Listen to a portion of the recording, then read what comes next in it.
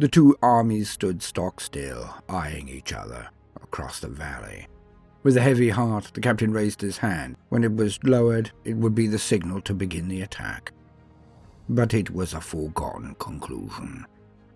The army to his front was proud. Dressed in their brightly coloured uniforms, stood in lines hundreds deep, pennants and flags rippling majestically in the wind.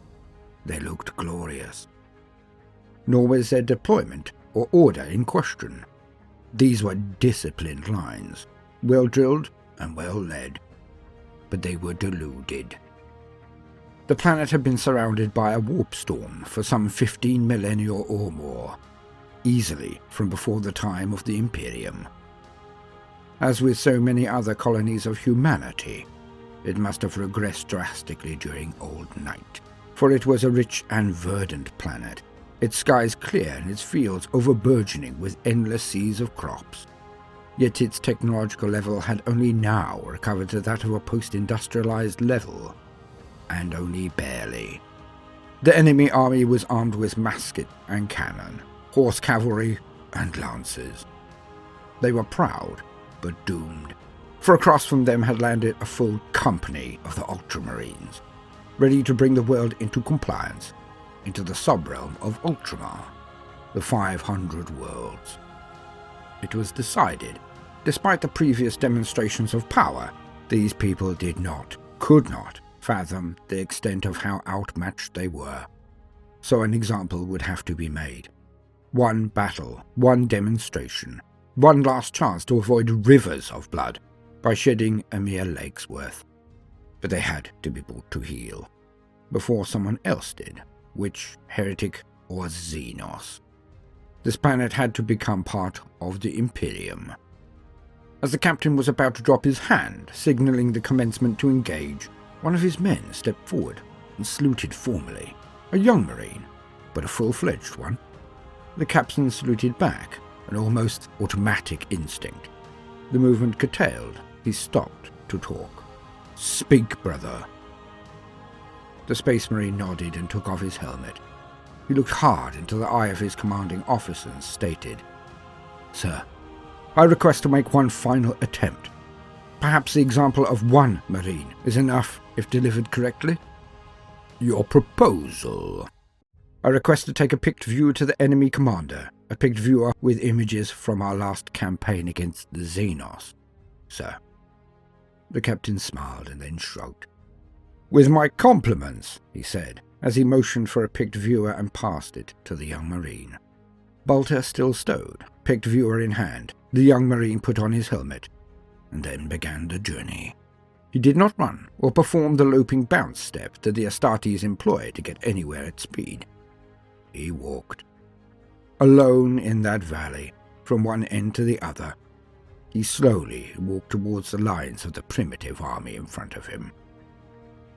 At first there was confusion. Then the white chargers of the officers could be seen dashing to the largest tent behind their battle lines, and then returning. Units of hundreds went out to deal with this one lone advancing Marine. As they gained their range, they stopped and went into 3 lines. One kneeling, one crouched, one standing, every last one of them aiming at the Marine. Fire cracked out from them in a volley that would, no doubt, have destroyed anything that they had ever fought before. But to the Marine, in his power armor, it was less than water off a duck's back. Shot ricocheted from him again and again as he approached them, never changing a pace, never missing a step. Their lines gave a shudder, and the order to charge was given. Hundreds of men in unison, dressed only in cloth and with bayonets attached to the ends of their muskets, moved as one towards the Marine, who then quickened his pace and countercharged them. When the two collided, the men in cloth were thrown backwards into the air. Nothing stopped the Marine. He charged straight through their lines and out the other end, never stopping to engage, but never allowing himself to be slowed. He now charged at full tilt towards the center of their enemy lines, Huge clumps of earth began to explode to his left and right as the cannon found their range. Yet still, he did not break his stride once. A deafening cheer went up from the army as a cannonball hit directly on, throwing the Marine back 20 yards. It silenced again when he simply got up and started his charge once more. As every form of weapon, shot, cannon, or even knives at their disposal simply bounced clean off the Marine, never once did he return fire. Never once did he lose his bolter. At the last, he made it all the way to the command tent and found a welcoming committee outside. It was obvious that attempts had been made by underlings to take their general away from harm, but had been flatly overruled. As the last ring of the general's Praetorians began to level their muskets and try to make a throw of it, the Marine stopped. He held his open hand up and then took off his helmet once more. He raised the picked viewer, which he had defended perfectly, into the air to show it to the opposition's general. "We will fight if you choose, but now at least you know what you face. But I want to show you 2 more things." He drew out his bolter slowly and carefully, showing that he was not a threat, and shot it at the ground. The men in front of him took one step back as his bolter round struck and exploded clouds of sod all around. The eyes of his audience were wide as he slowly slung it again.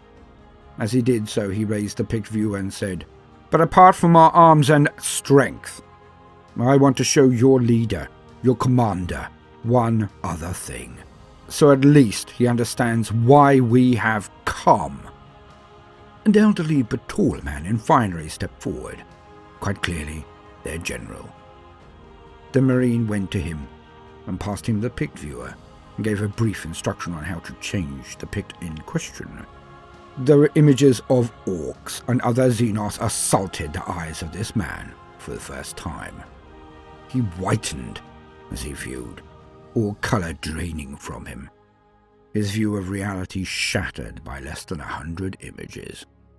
The Marine took half a step forward, conspiratorially, not aggressively, and he said, "These things exist, and worse.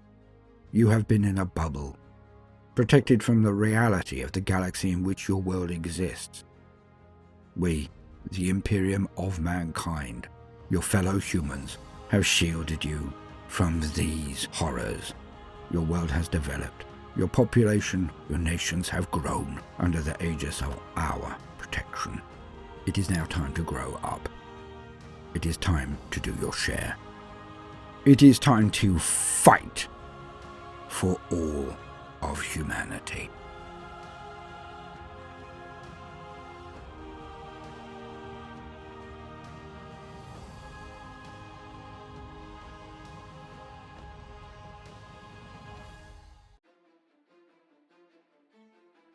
Welcome, gentle listener. I am Baldermort, and I wish to introduce you to the forces, factions, and war gear of the Warhammer 40k universe.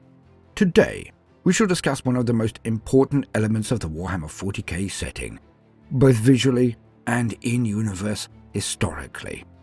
Without it, there are no Space Marines. There are no Impervious Grey Knight or Custodes, no Inquisitors tooled up to engage a nest of heretics or cultists. Without it, there simply is no requirement for melee, or for the level of destructive power and even the handheld armaments of the grim darkness of the future. Yes, today, finally, we get to discuss the very basics of power armor. Ah, power armor. How I love thee. It has come in many guises and many forms, in a rich and populous amount of genres, but I for one feel that few do it the justice, give it the import it should have, as much as Warhammer 40k. These sets of armor make anyone almost invulnerable. Power armor is the sign of the Space Marines, and to wear it and not be Astartes is a show of the staggering importance and influence of any who do. It makes one into a walking tank, a thing almost invulnerable to most forms of conventional harm. If used with expertise, it is deadly unto itself. But let us lean on existing wisdom to gain the basics of this most important of war gear. to quote. The enclosing suit of armour worn by Space Marines are made from thick ceramite plates and would be cumbersome but for electronically motivated fibre bundles that replicate the movements of the wearer and supplement his strength. The last gene seed organ to be implanted in a Space Marine, the black carapace, rests beneath the skin, itself fitted with neural sensors and transfusion ports. These plug-in points mesh with Space Marine power armour, linking the wearer's nervous system to his suit's mind impulse controls, turning the suit into a second skin that moves with all the speed and precision of the Battle Brother's own body.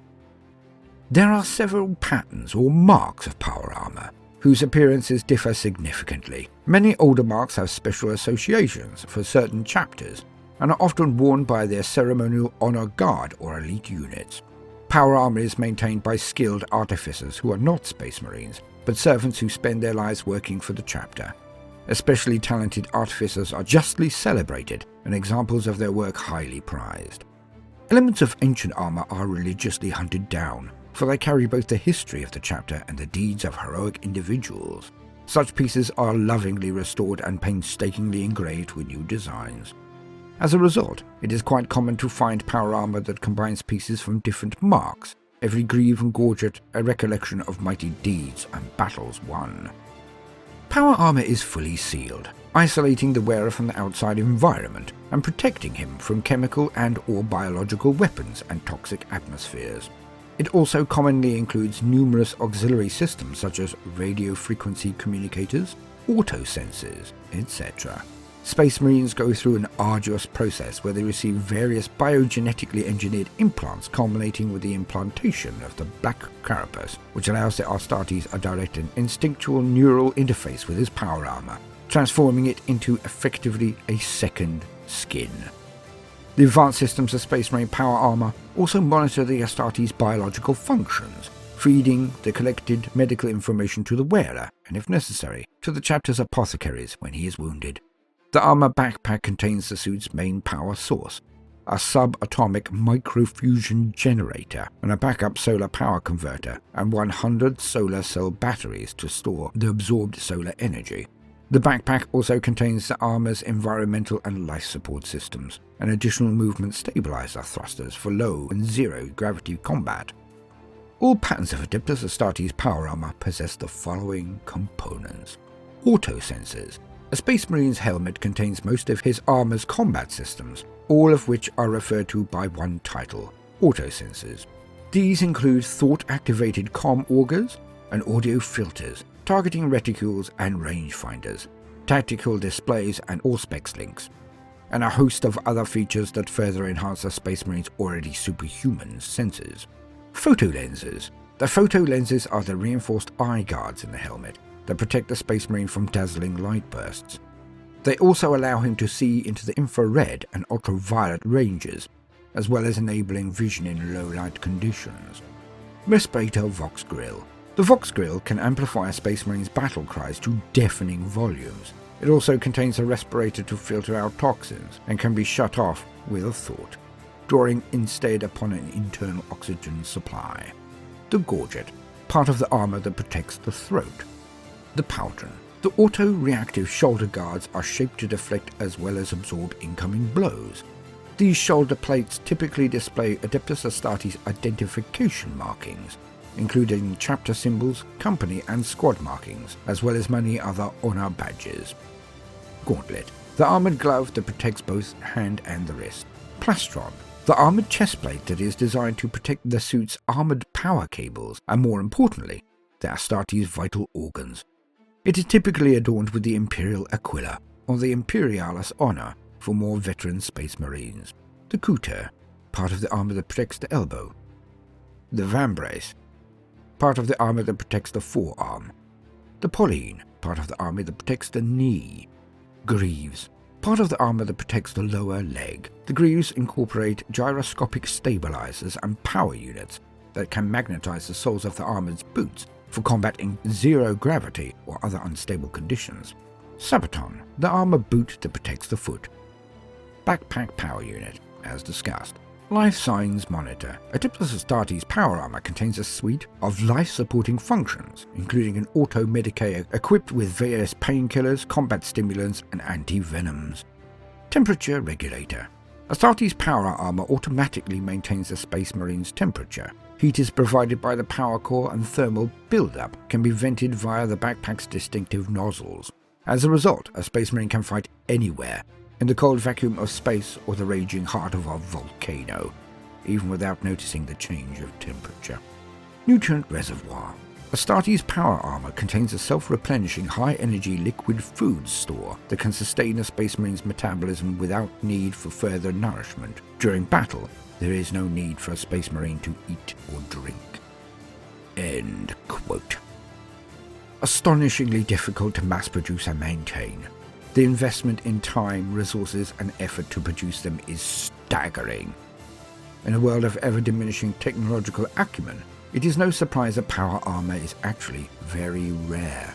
Almost the entire production power of all of the Adeptus Mechanicus is devoted to equipping the existing and newly forged chapters of Space Marines in power armor.